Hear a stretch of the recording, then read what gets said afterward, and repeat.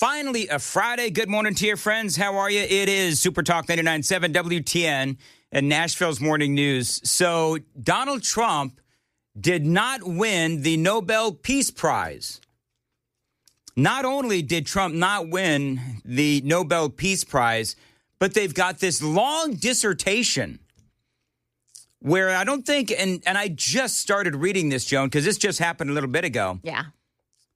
But they've also decided to try to slap him around a little bit as well, calling him authoritarian and all of that other stuff. So let's get into this, because I got to tell you that they just, who are these people again? Are they Norwegian? Yes, Norwegian, Oslo. Mm-hmm. So maybe, I don't know, I'm assuming it's like cold all the time, and maybe they're suffering from massive amounts of brain freeze. Could be. Yeah, right? It could be. So this was, need some video, just to set this up. But they couldn't make themselves more irrelevant if they tried. So this is Donald Trump. This is yesterday. They asked him, need some video. This is Donald Trump, and he was asked about the Nobel Peace Prize. And did he feel like he deserved it? Do you think that he would win it? I know this, that nobody in history has solved 8 wars in a period of 9 months. And I've stopped 8 wars, so that's never happened before. But they'll have to do what they do. Whatever they do is fine. I know this. I didn't do it for that. I did it because I saved a lot of lives. And that's the thing that bothers me so much about the Russia-Ukraine. 7,000 people are dying a week. Yep. Young soldiers. They're almost all soldiers of Ukraine and Russia. So in theory, it doesn't affect us, no, but it's a terrible thing. And we'll get that solved, too. But nobody has ever done 8 wars. Nobody's done 8 wars in 30 years, let alone 9 months. You know, he's actually right. I mean, 8 wars in 9 months, right? Is that what it's been? Yep. So he's right. And so now, of course, I don't think, I do believe, by the way, did you notice real quickly, in the interview that we did with Eric Trump, he never actually answered the question. It was the last question. Does your dad really care about the Nobel Peace Prize? And I don't think that Eric Trump in that interview, and by the way, we're going to replay that interview. There's very few interviews that I've ever done that I had so much reaction to. We had so much reaction to as that Eric Trump interview. People asking if I will rerun that interview because it was at the end of the show. So I think I'm going to rerun that interview in the 6 o'clock hour. So if you missed it yesterday, great interview. We will be rerunning that in the 6 o'clock hour. But he never did answer the question about whether or not his dad truly cared about the Nobel Peace Prize. But anyway, so who did win the Nobel Peace Prize? It's some woman in Venezuela. And by the way, she's in hiding, so I don't know how they're going to give it to her. Of course she's in hiding. Yes. All right. Very good. I have some audio from the announcement this morning. Would you like to? Yeah, absolutely. Let's hear it. This is, and I'd like to be able to say, Jorgen Watne Friednes. He is the chair of the Norwegian Nobel Committee in Oslo this morning. Mm-hmm. At a time when democracy is under threat, it is more important than ever to defend this common ground. Oh, is it really? Wow. Where is it under threat from? Muslims. I mean, there's so many different ways to look at that. But if you want to look at Europe, you want to look at Dearborn, Michigan, Muslims. That's number one. But number two, they're trying to. It's almost becoming like an age-old trope or an accusation that has absolutely no meaning whatsoever. Donald Trump is a threat to democracy. You know what's really bizarre is Trump is actually doing everything he can to spread goodwill and democracy across the world. And save lives. And saving lives as well. So it's just, I don't know, whenever I hear this authoritarian or accusation or this threat to democracy accusation, I don't know, I roll my eyes. There's more. You ready? Yeah, I guess. All right. Brace yourself. Democracy is a precondition for lasting peace. However, we live in a world where democracy is in retreat, where more and more authoritarian regimes are challenging norms and resorting to violence. Can I ask a question? Yeah.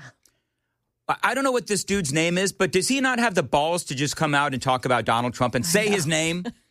Do you know what I mean, Joan? I know. I mean, I don't mean to be so crass, but what the heck? Well, I read through the whole statement, and the whole statement from this group is just aimed at Donald Trump. They hate him. What violence, by the way? I'd want them to elaborate, them and their big brains. Yeah. Yeah. Oh, yeah. What violence are we talking about? Are we talking about the violence against conservatives, the murder of Charlie Kirk, the way Antifa handles ICE and law enforcement in their neighborhoods? Right. I mean, the fact that, the Democrats, who are the ones that are always screaming, oh, democracy's at stake with Donald Trump. The ones dying in the darkness, Yes. The ones that won't condemn the violence or condemn the assassination of Charlie Kirk. And those people? The same ones that didn't want you to be in the hospital with your grandparents when they were passing away, or when your child was born, you couldn't be in there either. Yep. Same people. Same people. That's exactly right. Same people. So, is there any more audio?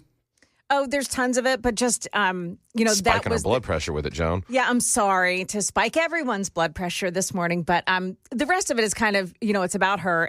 Right. And I guess that's nice. So here's... But we care more about what they have to say about Donald Trump. So they do talk about, in this very long written piece, democracy is a precondition for lasting peace. They say, however, as he just said, we live in a world where democracy is in retreat, where more and more authoritarian regimes are challenging norms and resorting to violence.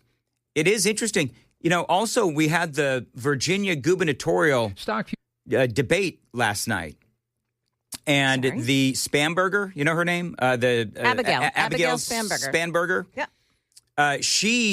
This is some of the most brutal debate audio I've ever heard, because she refuses to condemn this Jay Jones. Is that what his name is? Jay Jones? She refuses to condemn those text messages where he fantasized about killing his political enemy and his 2 children. And she refuses to condemn it out on the debate stage. So I've got that audio. That was actually going to be my lead story, but so we're talking about the same party, the Democrat Party, who still will not condemn those text messages from the guy running for the Attorney General seat in Virginia. So if you want to start talking about violence, let's talk about the Democrats, for the love of Pete. Blah, blah, blah. Let's see.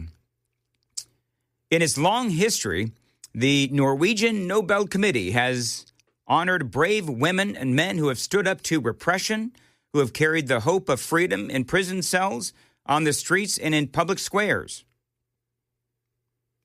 Except for Charlie Kirk.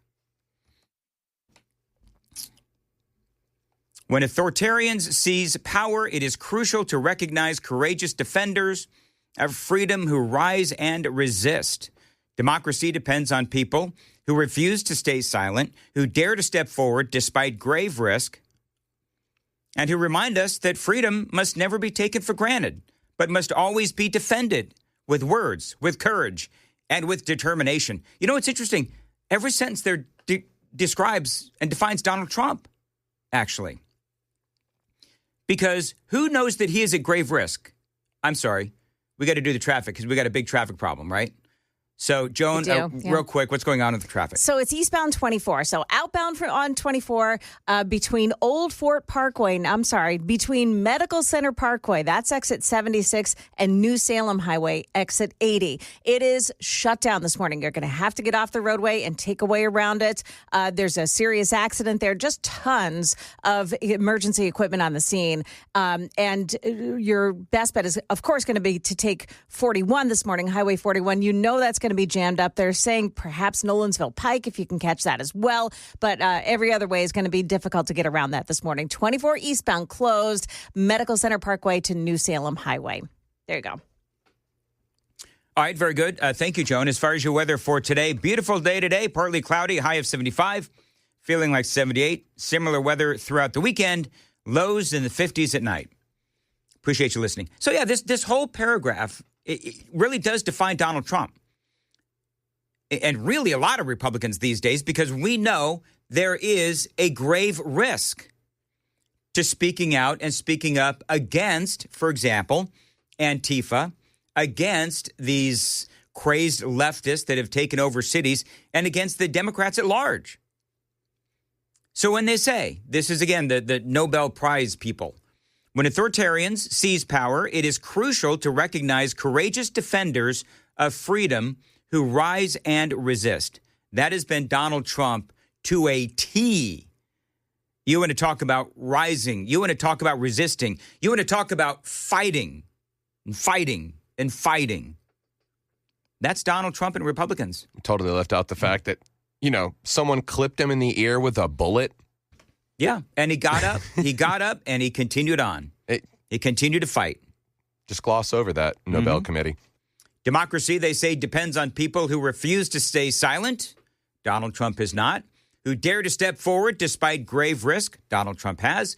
And who remind us that freedom must never be taken for granted, but must always be defended.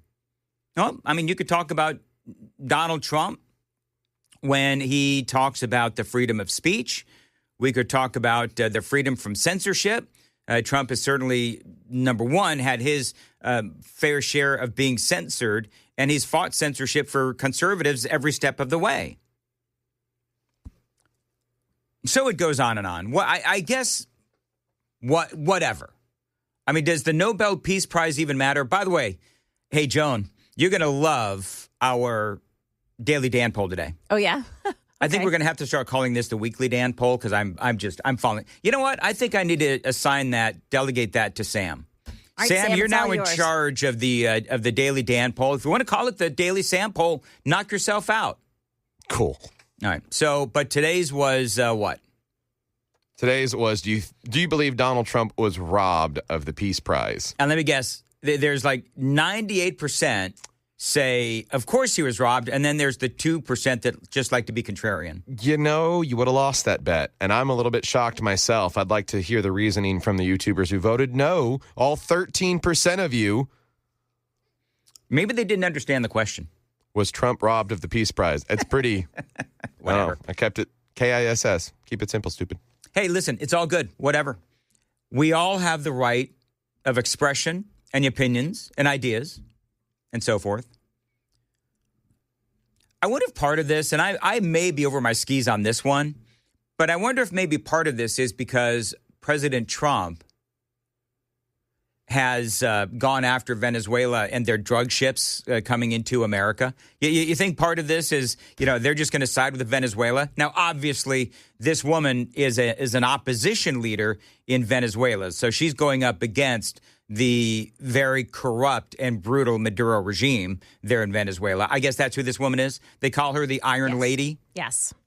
But, when you heard that Peace Prize member speak about violence, I thought obviously that he was pointing to the violence of our U.S. drones taking out those ships full of drugs and all the people on board. Right.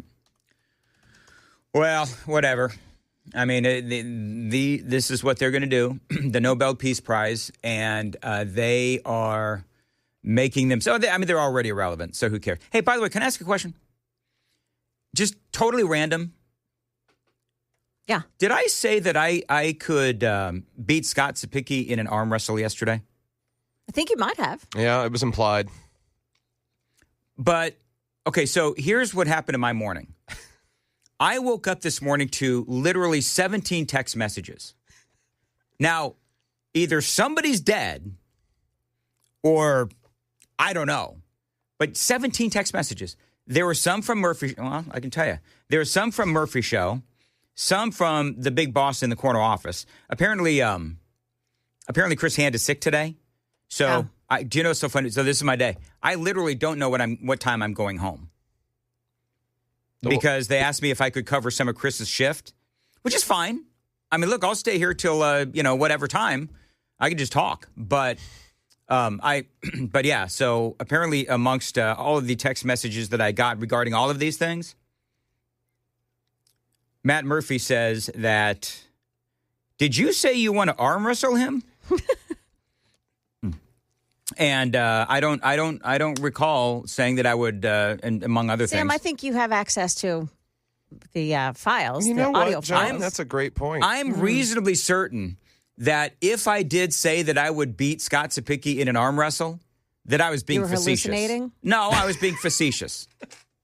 I was being, kind of silly, snarky. Uh-huh. And this is what we call walking it back. Because we acknowledged that Sapicki, He's professional a dude. baseball player, professional football player. We read all of the amazing Got a son playing D1 athletic at Memphis. accomplishments. Now his son, I could probably kick his butt in an arm wrestle. I'm totally kidding. I would pay his son to tear your labrum. The whole thing is a joke because look at me. And look at him. Yes, that's exactly right. Okay. Joan. Do you know that Amy beat me in an arm wrestle one time? Did you really? She did. I could kick her butt now that she's all drugged up and sickly and recovering from surgery. Jeez.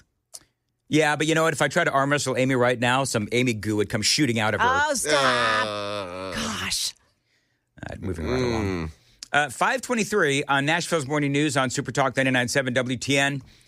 The Super Text line is open, 615-737-9986. 615-737-WWTN. Do you know what I find interesting? And then we're gonna just kind of, we've sort of unofficially started the show. But do you remember, Joan, and Sam, I don't think you were here yet, but do you remember when Trump went to the Middle East back in May and how you had all of these jackwagons in the media condemning that Donald Trump was going to, I think, where did he go? He went to Qatar. He went to Qatar and picked up a plane. He did. He went to Saudi Arabia. And he went to someplace else, and I don't remember where he went. But do you remember how the mainstream media crucified him? Oh, yeah.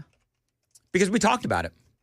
Well, in retrospect, that's when really the groundwork was laid for the peace deal between Hamas and Israel. Because, obviously part of a lot of what happened here in the last couple of days has been the president getting all of that support from these Middle Eastern countries, some of which he visited back in May of 2025. And the media was like, oh, my gosh, he's visiting all of these Middle Eastern countries and, these repressive regimes and all of this other stuff. And we said at the time, he's trying to forge a way through peace. And that is exactly what happened. I must admonish one of our super texters, Joan and Sam. Oh, why? Admonished. 8064 says this. I really hate to say this, but the only way to truly win Israel and Hamas is to completely disarm Hamas. 8064, you are completely wrong. The only way to win is to completely kill Hamas. Right? Go get him, Dan. Yeah. I'm just saying. Listen, they want to die. They want their virgins. Go, please. Someone please point out to me in the Quran where it specifies the gender of the virgins. I would love it if they went up to wherever the heck they go and all the virgins were like trans or something. A bunch of dudes. Bunch of dudes in dresses. We should probably stop. Can you set up this? Sam has sent me this. Apparently this went viral. You know this Mamdani out there, Joan, in New York? The guy running to be New York's mayor? Yeah.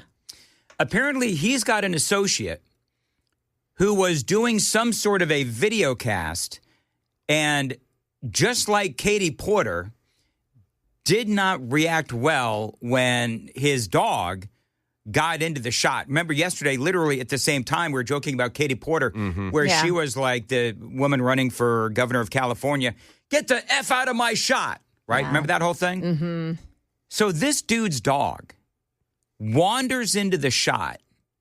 And who is this guy? So this is Hassan Piker. He's a left-wing streamer. He's very radical, Muslim, friends with Mamdani, big Mamdani supporter. And, this is just an insight to the kind of people they truly are at home. And he's on his live stream. Yeah. And as you said, his dog gets in the shot, won't sit down, which I understand. But at the same time, this dog is not getting in his way or anything. He is simply just circling, or as my wife would call it, nesting, trying to find that comfy spot. Yeah. So he shocks him. He shocks him. Listen to this. Listen to of this. America's much more consequential violence. Okay? It's the same reason as to why America, Kaya, please just fucking go. Just stop. He shot the dog yelps because he shocked him. That means it's pretty high on the little voltmeter there. It's a collar, A shock collar. Yeah, he's got a remote, and he flips it and then calls her a baby. Yeah, listen. Jesus Christ, what are you doing? You're being such a baby. You know, kind of ironic this guy is Oh, talking my about gosh. violence Yeah, right. while he shocks his dog. His dog's literally not even doing anything. He's just, as you said, he's circling in the background. Yeah. And so now people are losing their ever-loving minds over this. You know, here's what's funny, though,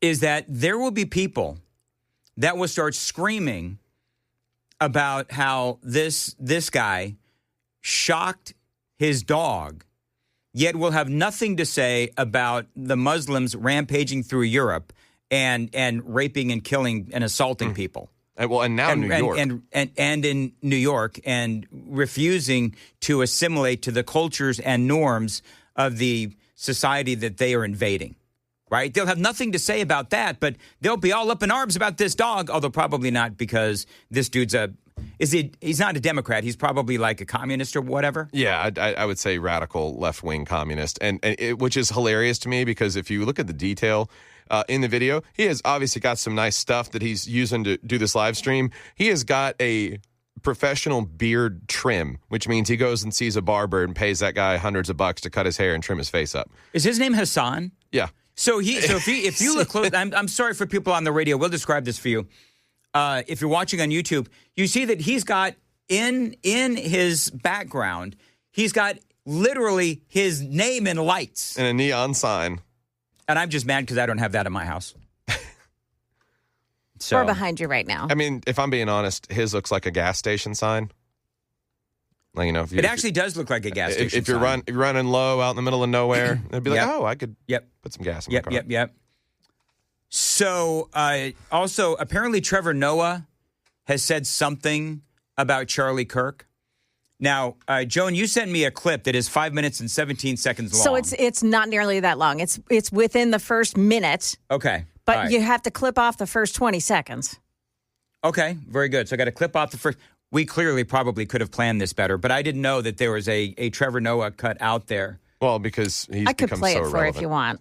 I got it. Yeah, I got okay. it. I got it. So this is Trevor Noah, and so he thought that it would be. Oh, by the way, was this here in America?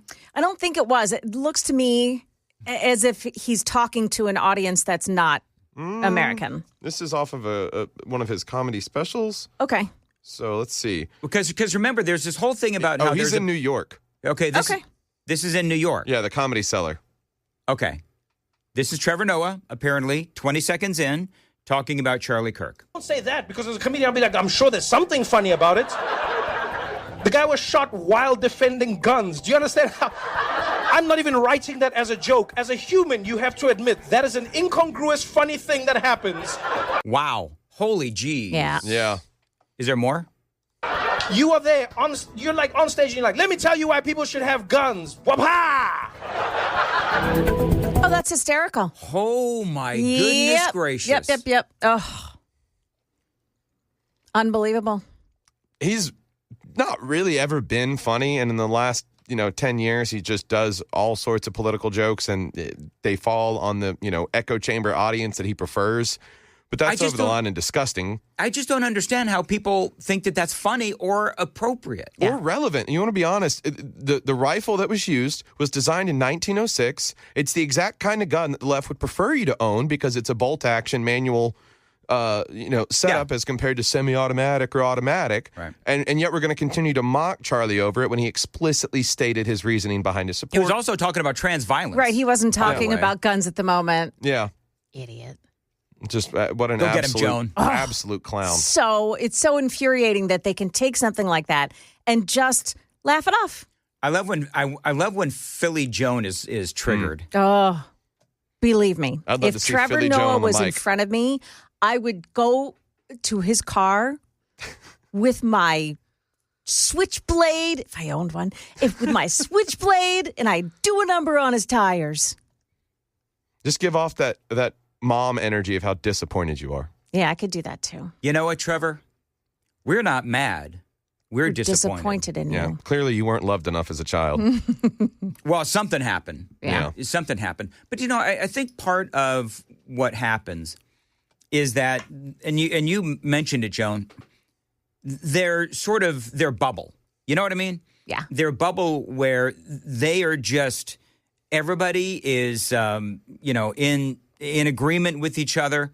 And I don't know if conservatives live in as much of a bubble as Democrats do. I think Democrats, if somebody came up to me and said something about either, wanting to assassinate, Keith Olbermann or, Joe Biden or wishing death upon somebody or whatever, and if it was a conservative, I'd say, dude, no. That's not what we do. We are not advocators for breaking the law. And we don't find humor in people's misfortunes, except if it's like Joe Biden, where he is clearly losing his cognitive ability. And we laughed at it because, unfortunately, it was so obvious to everybody. And he would say and do the most gosh-awful things. And no one was admitting what was going on. So on the surface level, it might have been a little, okay, what is going on with him? But, at some point, and it was pretty quick, we all realized that there is a dementia-ridden president occupying the Oval Office, and he was the one that was in charge of the nuclear codes. Yeah. And the most, the most powerful man on earth. And Leader he of the couldn't put free two world. thoughts together. The leader of the free world. And to that point, the part that we got angry about was that we were being lied to about it and that it was covered up. See that, and that was the thing where, okay, what did he? Because remember the evolution. Like neither one of you were with me at the time that Joe Biden started, but it was almost like an evolution. Mm-hmm. So we all had suspicions that Joe was out of it. I mean, we all had suspicions that he's pretty old, but as time went on, and he became worse, we laughed at what he said at first because it was just a bunch of gibberish. But when we really got frustrated was when there obviously, as you say, we were being lied to. Yeah. And they would tell us that everything was fine, and we knew that it wasn't fine. And so you got to the point where it was like, okay, and I remember I did this monologue probably too many times, but it's not funny. It is not funny because, number one, we are being lied to, and number two, we've got a dementia patient in the Oval Office. So, I mean, I don't know where I'm going with this, but I mean, Joan, Shingang, I'm going to pronounce it, Shanga Kawawa. What was that?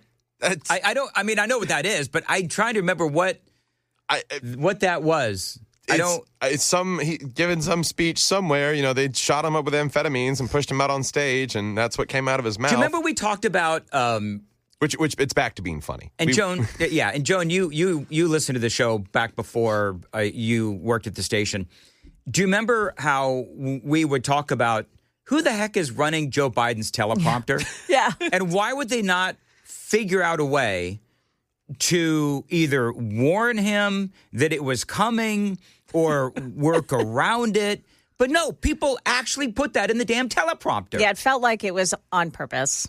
Yes, it felt like it was on. That's exactly right. Maybe there was some secret conservative pulling some strings that could try to see back behind the curtain a little bit of what was going on in reference to.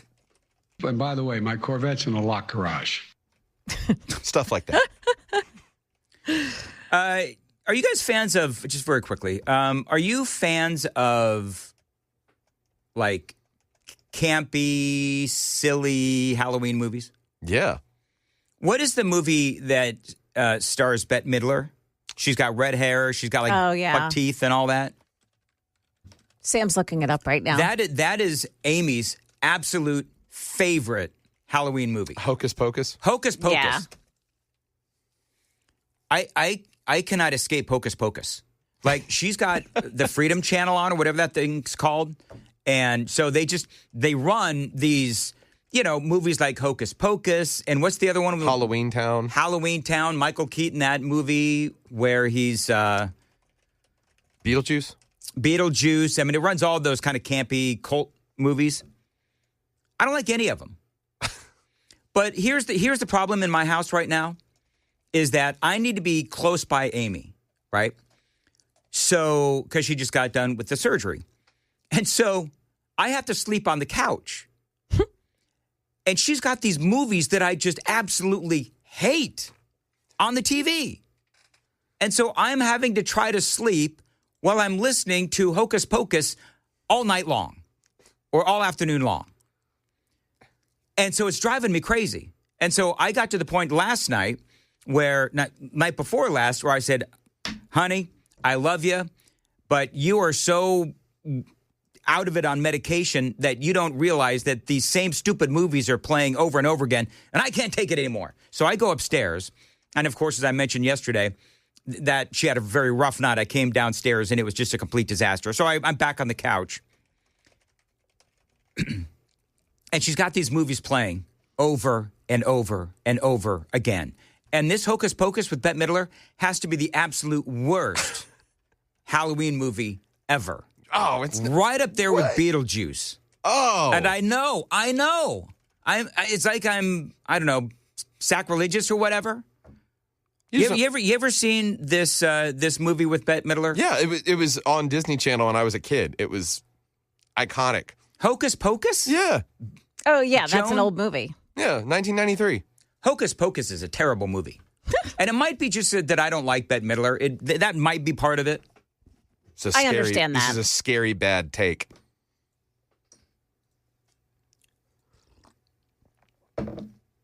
You know what movie I always watch during Halloween? It's Phantom of the Opera. Of course. How classy. Do you know I've never watched Phantom of the Opera? Oh, it's so good. You have to watch the one with Gerard Butler. Yeah. And what's her name? I can't remember her name, but it's really good. It's terrific. It's a little scary, but it's beautiful. Freedom, Dan. Let's see. It's a Freedom channel, I guess. 64.75. 52.94. Dan, you're such a square. Whatever. He did say his favorite candy was candy corn. Actually, sadly, I'm far more round than I want to be these days. Oh, you are not.